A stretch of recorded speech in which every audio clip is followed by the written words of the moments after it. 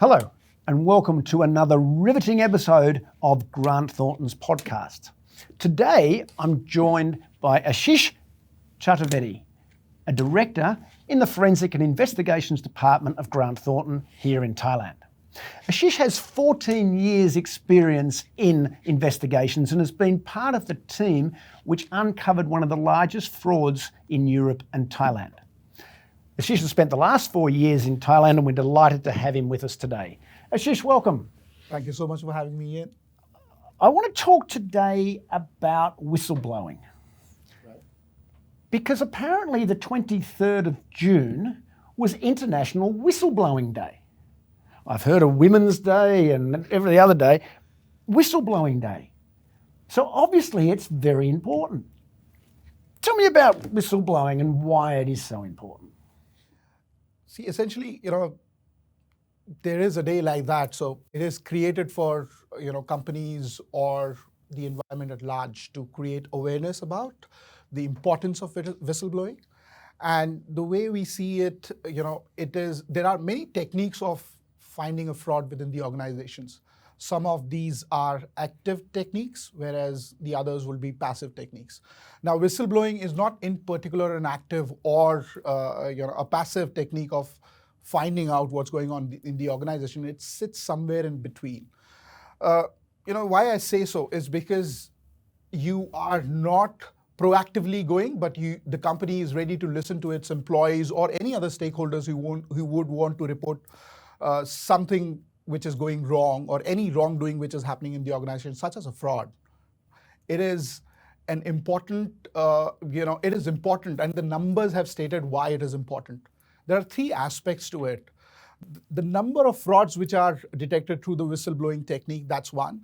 Second is the amount of the fraud which is getting detected through the whistleblowing hotline channels, that's second. The third is the amount taken to uncover the fraud. These are the three essential features why it is important. One other aspect of it, the fraud examiners have an association which is called as Association of Certified Fraud Examiners. They come out with a report every year.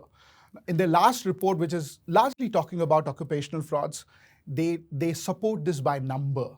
So you would be surprised that the number of frauds which gets detected is about 42% through a whistleblowing technique. The next big the next big technique is internal audit, which is just about 16%. Wow. The amount of frauds which are getting detected is twice the amount of the through a company which has which has no whistleblowing hotline channels. The third is the frequency. So supposedly a company which has an hotline channels is detecting the fraud in roughly about 12 months, whereas a company which does not have a whistleblowing hotline channel, it is detecting it in 18 months or maybe more. So these are the three compelling reasons which should be in the mind of the stakeholders to establish a whistleblowing hotline channel in their organization. So 42% of all frauds have been uncovered and been found starting with whistleblowing. That is correct, Ian. That's amazing. So obviously it is vitally important to have some sort of whistleblowing. Is it enough? Is it enough for a company just to say, we've got a whistleblowing hotline? There you go. Well, it is a very important question, and most of these companies fails to understand it may not be just enough. And you can see it by the reaction of the workforce as well as the other stakeholders.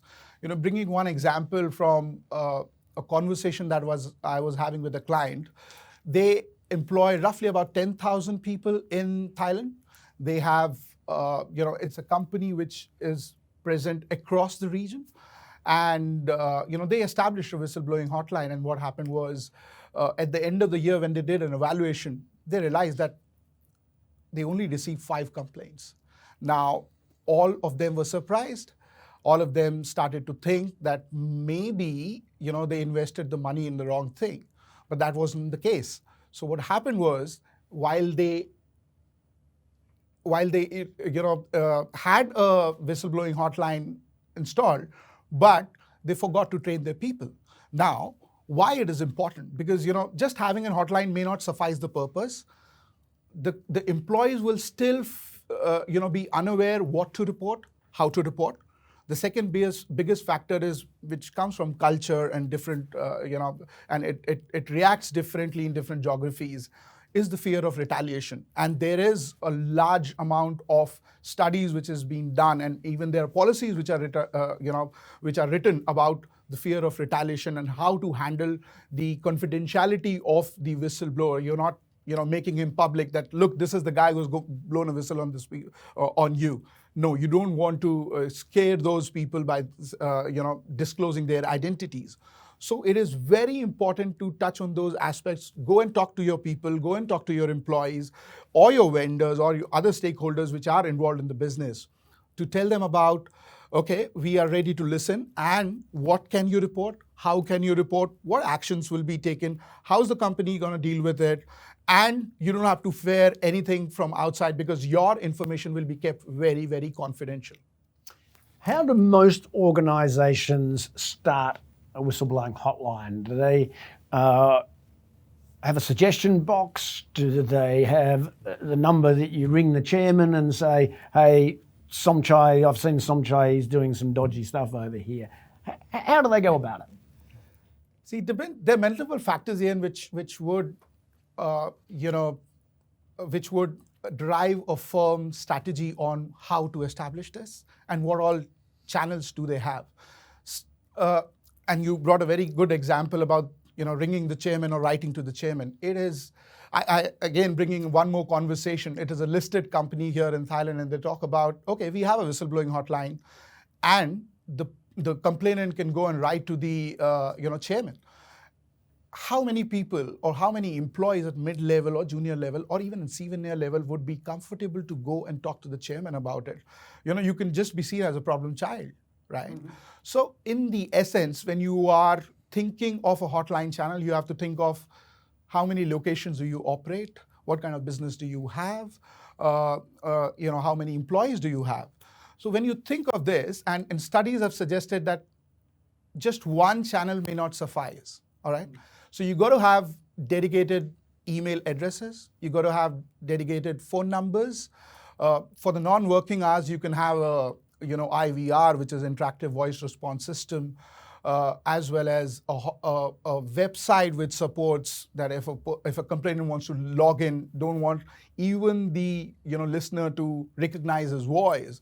Just go onto the portal, be anonymous, lodge your complaint, and then you can do a follow-up with that. And the last one being a letter being sent to a designated address. Now that's something which is there in which is prescribed in majority of the organizations, and the way we talk to client as a consultant, we also prescribe the same. But another practical suggestion is have a designated person in your organization, wherein he's the person who is responsible. It could be from a compliance department, it could be an anti-fraud department, it could be a legal function, whomsoever is responsible for that.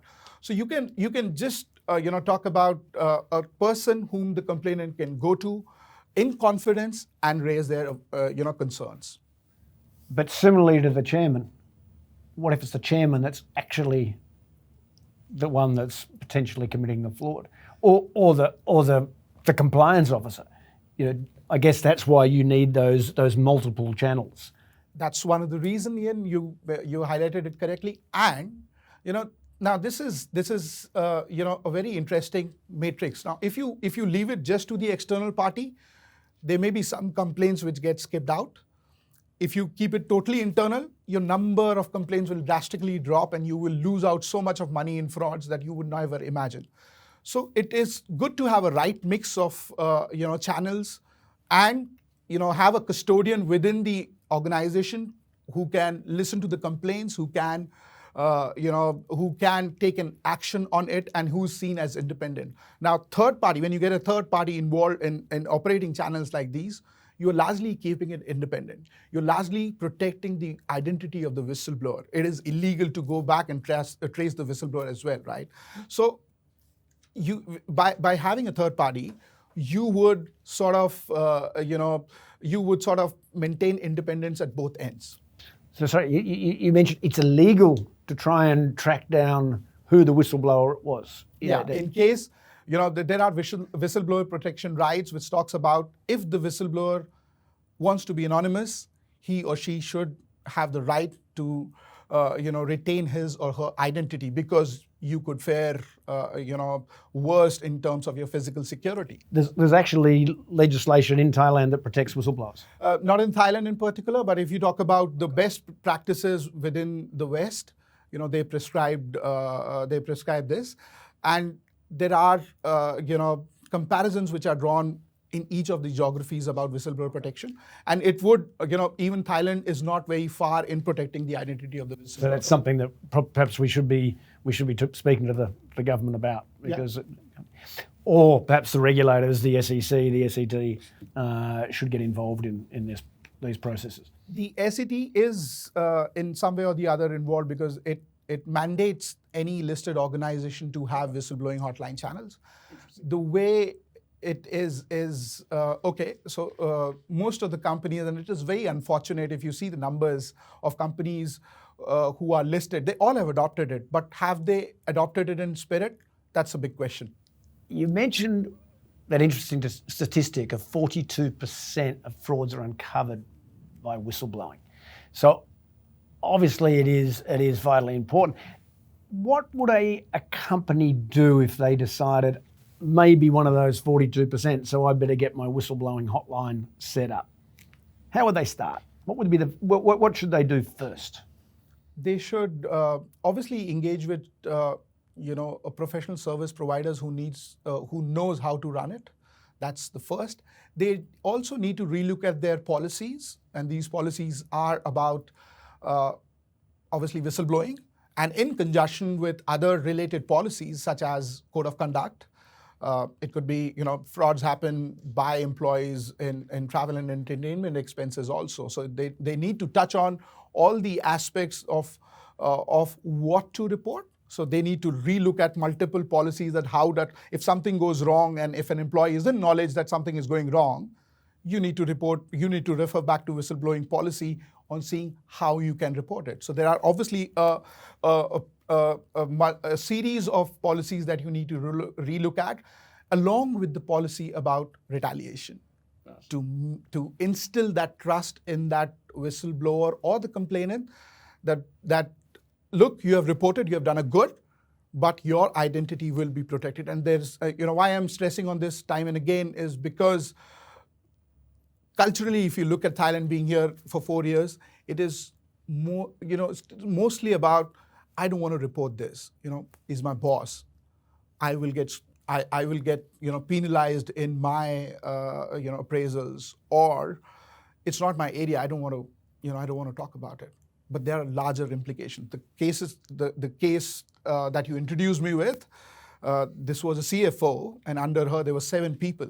All of them knew what was going on, but they didn't report, and all of them ended getting fired.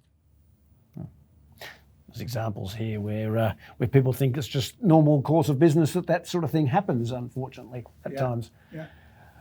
So who should be, I guess, in a normal instance, if you have a whistleblowing hotline, who should be the custodian of that information that comes in? It should be, it's again depends on the structure of the company, who are the real custodians or the second line of defense in terms of the risk that a company is exposed to.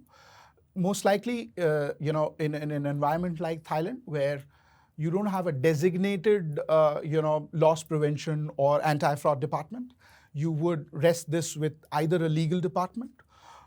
It could be a general counsel. It could be people from the internal audit, because they are on the lookout. They do multiple reviews within different functions at different point of time. They are the ones who are the custodians. If you see from a perspective of reporting, it should be either to the board or the audit committee. And like I said earlier, that it should be operated in a multidimensional manner in which there is a third party who's operating that, running the show for you, and it is getting reported at the first level, which is the internal audit guys, the general counsel, the legal team, and obviously the audit committee at the one who need to look at audit committee or the board. So to recap, in summary, what would perhaps be the key essentials that business owners should look at when they're setting up a whistleblowing hotline? First, the advantages that you're gonna find out much more things than if you do nothing, right? So it's a way of knowing the business. It's a way of reducing losses. It's a way of hearing what goes down at levels where they don't have a reach out to. That's there. And in terms of what they should be looking is look at their scorecard in the past when it comes to instances of frauds and compliances. 0 is also a trigger. 10 is also a trigger. So you have to evaluate. You can't leave it unattended. I would say it like that. So I've decided to set up a whistleblowing hotline. I've listened to you. I've seen that it's essential. What's my next step? Just reach out to us, and we would be happy to, sort of advise you as per the structure of the company, the nature of business, how many locations, how many employees. It is might as well good to look at your scorecard on topics of ethics and compliance in the past, how open your employees are in terms of talking about it.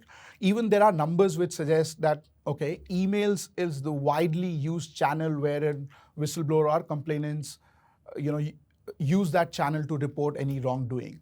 So we'll be able to tell you that what data, what information, we need to see to advise you which channels you should have. I'm not saying go for all 6 or go for all 5, but see the most relevant ones which are more applicable to your business needs.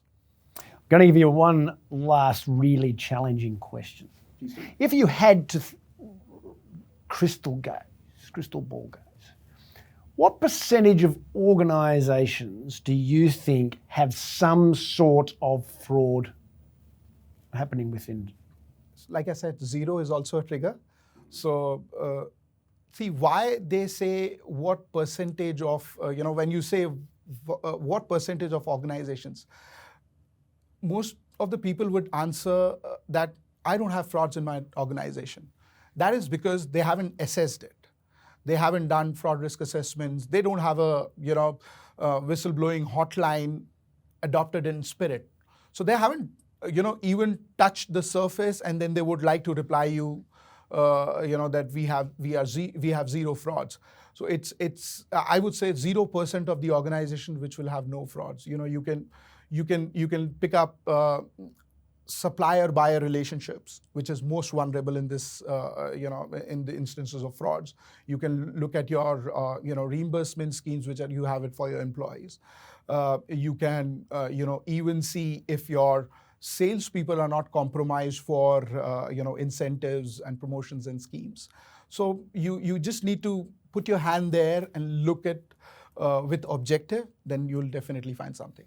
So I guess when someone says, I don't have any fraud, what they mean is, well, I don't have any fraud that I know about. Absolutely. Right. Well, there you go. Thank you, Ashish. That was obviously very enlightening, and it's. I'm not sure whether it's comforting, but it's certainly comforting to know that there is options for companies to go a route to go down when sorting out whistleblowing hotlines and someone with your experience at setting them up and the importance of having them. Okay. So there you go. In times of economic challenges, we do see the instances of fraud within organisations increase, and perhaps given the times that we are potentially facing, we can expect that perhaps those frauds may well increase. So as organisations, are you prepared, and do you have the necessary infrastructure in place to be able to identify those frauds and indeed give your people within your organisation the avenue to be able to report them? So when you've made that decision, come and see us at Grant Thornton, and we will help you set up a very robust, very credible whistleblowing hotline. Thank you.